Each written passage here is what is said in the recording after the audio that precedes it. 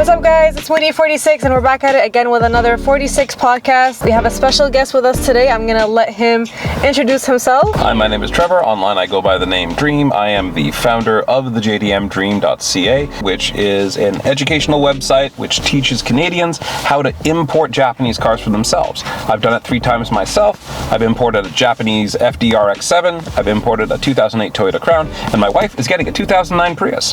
And this is actually what really intrigued me about Trevor, because he reached out on Instagram. He mentioned that, this is what he does. He teaches Canadians on how to import. And I found that so interesting because I've never really heard about something like this before. It's very niche based. It is, and it's starting to get less so. It's becoming so less niche that CBC is actually covering it. They did a podcast called Cost of Living, and they covered the story of this woman who I believe was living in Alberta, family of 3, needed another car, middle of the supply chain crisis, dealing with COVID, needed a minivan for the kids. Everything in Canada was grossly overpriced and rusty all to hell for her budget. So she looked over to Japan, found herself a Honda Odyssey minivan, got it at auction with, I believe, under 60,000 kilometers, no rust, great auction condition, brought it to Port of Vancouver for $5,500.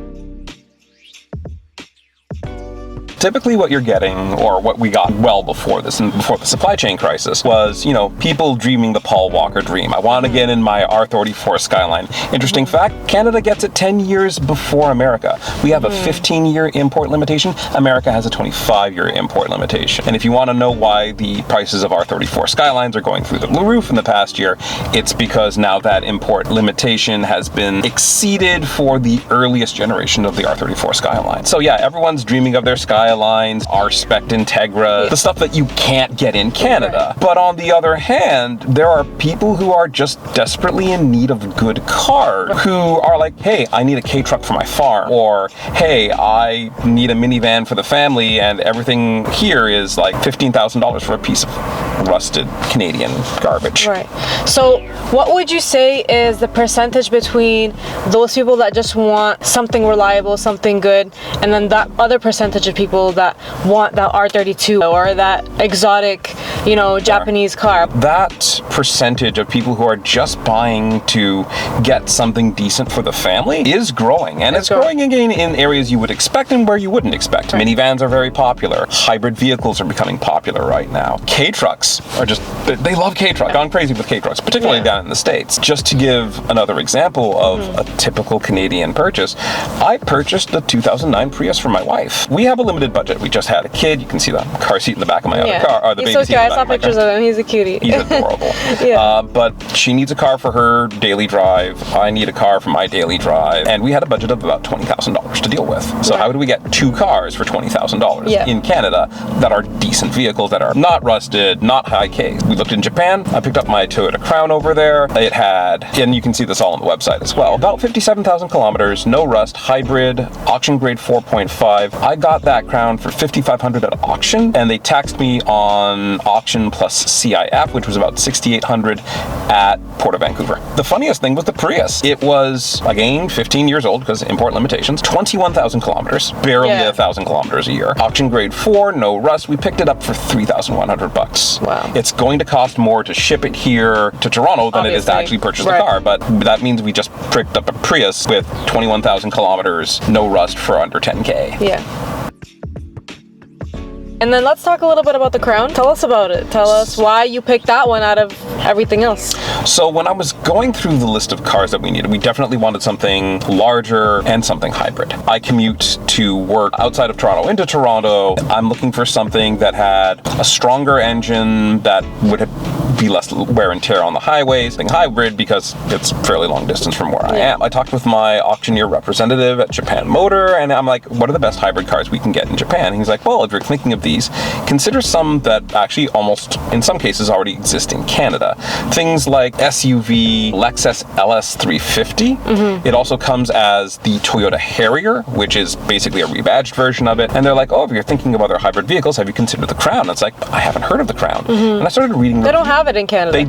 Yeah, sort of. I think 2023, 2024, they got the Toyota Crown Hybrid in Canada as the actual Toyota Crown Hybrid, which is the new 2024 model that's also for sale in Japan. Prior to that, I don't think Crowns have been in Canada prior to like the 1960s. Crown was one of their first brands. They came out at the same time as the Corolla. Don't know if they'd done the Century back then, but it was like in the early 1950s that they had the Crowns originally. But they never made their way over to North America in significant numbers or significant force. If you've ever seen any anime or actually any Japanese movie and you're looking at most of the taxis that are driving around Japan, they're Toyota Crown Comforts. It's a sub-brand of the Crown. Only the Crown and the Toyota Century are brands of Toyota which have their own unique labels on the front. So you may not often see the Toyota T on the front of the Crown. You will see a Crown badge, or for the Century you'll see a Phoenix, I believe.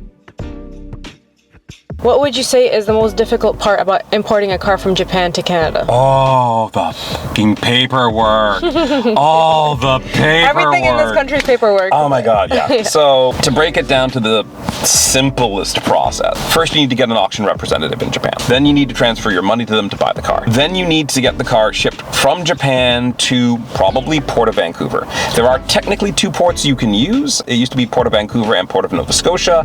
Port of Nova Scotia closed down for what we call ro-ro shipping, which is roll-on, roll-off shipping. So your car is not going in like a container. It's actually in a ship designed specifically for cars to be driven on and driven off. So the only one who's doing ro-ro nowadays is Port of Vancouver, and that's probably going to cost you somewhere in the area of $2,500 when you're considering CIF on top of that. So that gets you there. Once you're there, you need an auction representative. So you have to reach out to someone like Cole International. They're the ones that I use. And they basically go to the port with all of your paperwork saying, we are the representative for this person to get this car. That's going to cost you about $250. After that, you have to talk about getting that car to you. Now, that car right now is not legal to be able to be driven in Japan. You can't even arguably go and get some shipping companies to roll it onto their truck carriers because it's not certified safe in Canada. It hasn't passed a safety inspection here. There are some, like TFX, that will do it. They'll roll the car onto their transporter, and then they'll bring it to you in whatever city you're in. That's stage 2. If you're looking at Toronto as an example of that, that's going to be another $2,500 right now. Then it's in Toronto. Now you have to get it from their depot to some kind of mechanic. That mechanic is going to be there to safety certify it. After that, you also have to have pictures of the car, including the underside, to get the car virtually assessed. You will probably send that off to D&P Consulting. They're the ones in Canada that's most typically used. Again, around $200. They then do a full history of your car, not your car specifically, but the brand of your car. So I got the entire history of the Crown from the first conception in the 50s to what they're doing right now in 2024. After that, they give you an assessment saying this is the value of your car. Then have to take that, I know, real short, process. Right? Then you have to take that to one of two insurance companies that'll insure you.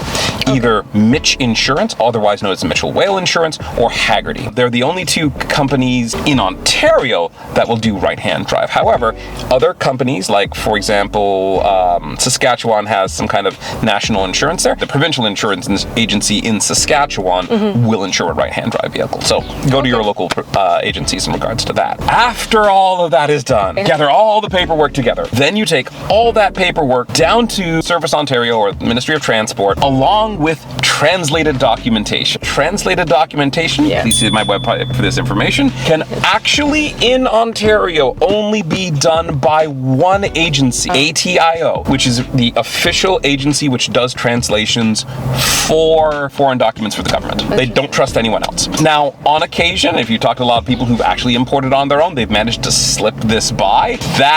It's a coin toss. Okay. Sometimes you have people who are in the know. It's like, nope, we've checked this with the ministry, come back with the actual stamp. Or B, it's like, I don't know what to do with this. Sign the paperwork, go. How long would you say in general the process would be to import a car from Japan to Canada? 4 months or less. So all of this could be done in about 4 months or less? Absolutely. What would you say is something that most people don't know about the importing, the JDM import? Or maybe something that surprises people the most? Usually it's the low Ks and the lack of rust. They're like, why would I want to import a car from Japan? It's like, I mean, I could buy a Prius. I could buy a 2009 Prius here. It's like, yeah. And you know what Canadian winters are like, and you've seen the salt on the 401. In Japan, they do actually salt their roads. It's a bit of a misnomer. The northern provinces get snow, particularly Hokkaido. Snow as bad as North America. However, they just don't salt their roads as much as they do over here. And because of the abundance of really good public transport in Japan, most cars are generally lower Ks than you would see. Yes, it's an island nation. Yes, Tokyo is beside the sea line. And yes, there are some provinces which are entirely island. Don't ever buy a car from Okinawa. It's just going to rust all the hell. Entire place is just basically Hawaii. And for myself, if I was to offer a piece of advice, if you're going to buy a car at auction, and again, you're looking at it to be a durable car that you're going to be using for a long period of time, try to get something that's auction grade 4.0 or higher. Anything below that, you're taking some risks on. Depending on the auction representatives you're working with, you can actually pay them to do a video of your car before you buy the car. My first car import was an FD RX-7. I know Sanjay loves his FD RX-7s. Yes. I picked that up as it was kind of a part of our wedding. My wife, when we were going to get married, we were talking about the traditional thing about getting something old, something new, something borrowed, and something blue. And I said, can I get something that's old and blue? And she's like, yeah, sure. Wait a minute. What are you buying? Click. Oh, I'm sorry. I just bought an RX-7. She didn't divorce me at that point. That was a good wedding, so wedding gift. Had to get through that. But it ended up arriving about a month after our wedding, so we had to take our wedding. And you're still married. So we are still married. There you go. So the RX-7 did wonders. And it's actually going to be next year undergoing a massive facelift. We've got a body kit from LTO coming in. At this point in time, as far as I know, the only LTO body kitted RX-7 in Canada. What's the most misunderstood thing about JDM cars or JDM imports? That parts are difficult to get. It's a yes and it's a no. I mean, if you're looking at things like body panels, like if my Toyota Crown was in an accident, those body panels would need to be sourced from Japan. No question about that. Engine, however, is very similar. Actually, in fact, it's the exact same engine used in one of the Lexus hybrids of that same year. So those parts, as long as you know that, you can go to like a Lexus or a Toyota dealership, or probably a private mechanic that is willing to suss things out, and you can get the parts you need. There is something referred to as the dealership manual that's given to the dealership, which has the source codes for all the parts in that model of car. Now, your Toyota dealership will have that for like your Toyota Prius in Canada, which is great.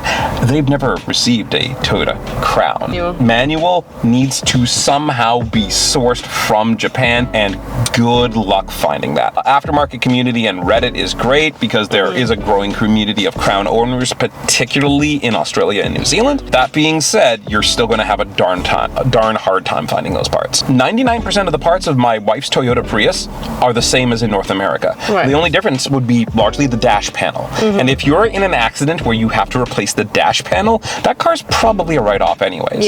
But in that case, 99% of all the other internal parts are essentially the same. At least when it comes down to those parts that are daily maintenance parts. I have a friend who runs an automotive repair shop up in Peterborough, J&M Automotive. I own a right-hand drive RX-7. He also owns a right-hand drive RX-7. And he's like, I've worked on the North American one. This is my own JDM one, which he did, and I think he did an engine swap in it too. And he's like, yeah, I can do most of the parts with no problem with North American parts. But then again, the RX-7 has existed in North America. The Toyota Crown hasn't. So that's going to be a little bit more Frankenstein for you.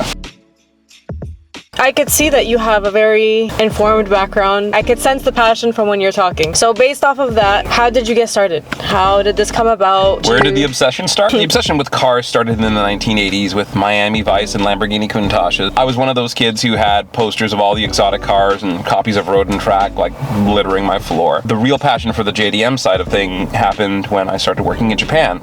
And from 2001 to 2004, I was working in Japan as an English teacher in this little Choi-Naka community out in Japan called Tochigi-ken, basically a farming province for lack of a better term. And I was situated in a town of about 20,000 people in a small little apartment complex. My first taste of Nissan Skylines came from my neighbor.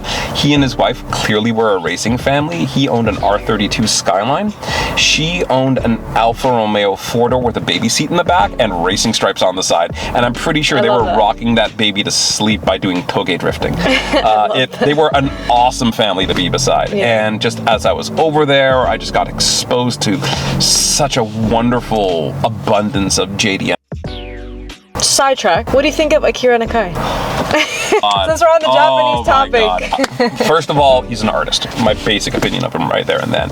He carves up Porsches and makes them these big Bosozoku over-fendered monsters, which I absolutely love. This year at, I believe it was Drive Festival that was being held up by Woodbine Racetrack, Akira Nakai was there because he opened up an RWB shop in Toronto.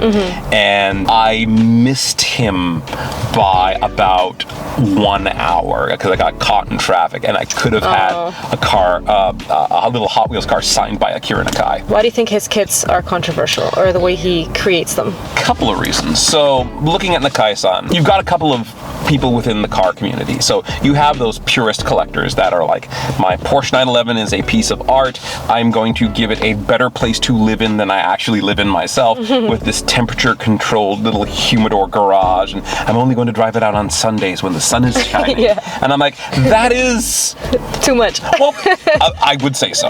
But that's how some people are, no matter what car it is. If you want to preserve that, say this is like the best, most absolute untouched vehicle, that's great. You're putting your vehicle on a pedestal. That is beautiful. It's preserved. It's a museum piece, but you don't drive museum pieces, and I think that really takes away from the joy of the driving experience. I agree with you. Then there are the people who believe that cars are meant to be customized, and everything is an expression of everything else. Nakai-san takes a lot of his stuff straight from Bosozoku street racing culture. Over fenders, if you look at some of the early anime, or not even anime, there's some live actions as well, like Shakotan Boogie, talking about how classic, quote-unquote, classic Japanese cars of the time were given that over-fendered Grand Champion styling. I think he is perfectly in line with that. So I see there's absolutely no problem with what he is doing to Porsches, or in fact any other car. I got the chance to meet him, and I thought he was amazing. Oh, Nakai sounds awesome. He has a mind of his own, that's for sure. You kind of touched a little bit on it earlier, but what's the biggest piece of advice you would give to somebody who wants to import a Japanese car to Canada? Research first. 2 questions you need to ask yourself. I want a car for, and I want a car that. The first thing you want to do is define what purpose you're having this car for. Do you want a show car? Do you want a drift car? Do you want a family car? Do you want a little something that will help you cart around things your farm? So, you know, I don't want an F-150, but I want something smaller than an F-150 to be my utility vehicle on my off-road residence. Tell yourself what you want that car for, and really go through that, because everyone's going to say, I want an R34 Skyline, and if you have R34... I feel like that's the most common thing you would probably get. And let's be honest, if you have R34 money, you're not going to be importing yourself. You're going to be hiring someone else to do that. And you're not going to be putting it on a Ro-Ro boat. You're going to be putting it in a properly, individually packed shipping container, because that's an exotic vehicle. But you have that money. For the rest of us, we have to be careful with our money, because let's be honest, we don't have that much of it. And then ask yourself, I want a car that. What are your specs and your limitations? I want a car that is, after import, under $10,000. A car that is a fixer-upper that I can maybe mod a little bit. I want a car that has been a drift car, so I don't have to mod that much. I want a car that is good on fuel economy. I want a car that is easy to fix parts for. I want a car that is rebadged. I want a car that nobody else has. I want a car that gives me bragging rights. Absolutely. And you can go through all of those questions and come up with very different cars. Or you can come up with cars that ultimately are not what you thought you would say. So if you say, you know, I want a car that is, I want an R34. So what are you going to do with it? I'm going to be drifting with it. You're not going to be drifting with that R34. Oh, well, I want an R34 that I can drift in. Okay. Have you considered a 4-door? Like, what? Yeah, the ER34s. And the RB25 is still a pretty decent engine. So yeah, you can drift in Skyline, just not BNR 34. I would say R32 GTR. More than a... 32s are good. More than R34. Some sites in Japan that say, we have this car in stock right now, you can tell from the photographs that they have that they don't actually have the car in stock. It's actually a car that's probably been repeatedly going to auction and not selling. So the price they're asking you for that car is well over what the actual auction price would be. So yeah, just be leery of those. There are a couple of I don't want to call them garage queens, but auction queens that just keep going over and over and over again. So buyer beware. Also, there was a good set of videos done by a drifter in Japan. His name is Samit, and he's gone through a lot of auctions. Like, hey, take a look at this car. Open it up. It's like, hey, look, they put caulking over the rust and then painted over it. Shit. No rust. Hey, it must be a better auction grade. Yeah, so buyer beware. So at that point in time, if you're investing in a particularly high value car, pay the extra $50 or $100 to have your auction representative go to the car, open the engine, start her up, make sure there's no black smoke coming out of the back when it starts up. You know, the usual stuff. Most people, when they think of JDM or that car from Japan, they think of Skylines, they think of Supras, they think of maybe RX-7s. What other models do you think are very much underrated or under-noticed? The quirky little ones, the odd little ones. Many of them, I have to be honest, are K cars, just because K cars are just so strange and wonderful and quirky. We've all seen the little white K trucks that they go without saying. Also, if you're looking for the three little K cars that could, the Mazda AutoZam, Honda Beat, and the Suzuki Cappuccino. Tiny little cars that just have so much love for them, but are not suitable for people anywhere over 5'5". Also, my personal favorite car that I really, if I had the money and the time, would want to buy for my wife, I believe it's a Nissan Figaro. Basically looks like a car that Barbie would drive. They actually marketed it as a fashion accessory, and I think it has like a top speed of like maybe 65 miles an hour. It's got like a 3-speed automatic. It literally looks like something that would be packaged with a Barbie car. It has like little seashells on the dashboard as some of its instrumentation. My wife, I love you, dear. Don't divorce me over this. My wife is 5'0". She's not small. She's concentrated like orange juice. But having a car that fits your stature comfortably can be difficult. My wife drives our Veloster. She actually has a booster seat to make sure that she can have clearance and see over the front. And a lot of these little K cars, very cute, but also generally designed for smaller people, so it's a much more comfortable ride for her. So yeah, that's my little thing. So if somebody was looking to get information or some help on how to import JDM to Canada, how could they contact you, or how could they reach out to get that help? So my website will have all my contact information there. The website is thejdmdream.ca. That'll put you onto my website. That'll have all the articles that I currently have publishing. I currently publish once a month. My next article coming out is about K-Trucks, so if you really like K-Trucks, got a little special one for you there. Also, it has my contact email there, so you can reach out to me privately. That is the best advice I can give. That also being said, at 2025, I'm going to be offering a consultancy service. So for those people who are like, well, I want to do this, but I don't want to deal with the paperwork, I'll charge a flat fee regardless of whether your car is a Prius or a Skyline. Flat fee, I'll just take care of all the paperwork for you. You just have to choose the car you want, and I can work with auction representatives to get it over here for you. I feel like no matter what type of car enthusiast you are, you always have a JDM dream, or you have something that you lean into with JDMs. I genuinely feel like without JDMs, there would be absolutely no community. There's been, even in like the quote-unquote Fast and Furious community, it's American muscle versus JDM. It's like, no, we love cars. And it doesn't matter if it's got a big block in it, or it's a naturally aspirated Porsche, or it's something that goes brap, brap, brap, brap, brap from a rotary. We love vehicles, and regardless of how we wish to modify them, that passion for vehicles, I think, speaks volumes about community. Absolutely, and I could definitely see that with you. Your passion definitely speaks volumes, and again, that's one of the reasons why I wanted to have you here. I think it's cool what you're doing. I think it's very educational, and you know, you're giving insight to something, again, like just for people like myself, haven't heard about before, or maybe they're just not educated on it enough. My genuine hope when I started this whole project, the JDM Dream, is that I don't come from money. I don't have a lot of money to spend, and I just got married and I have a brand new baby.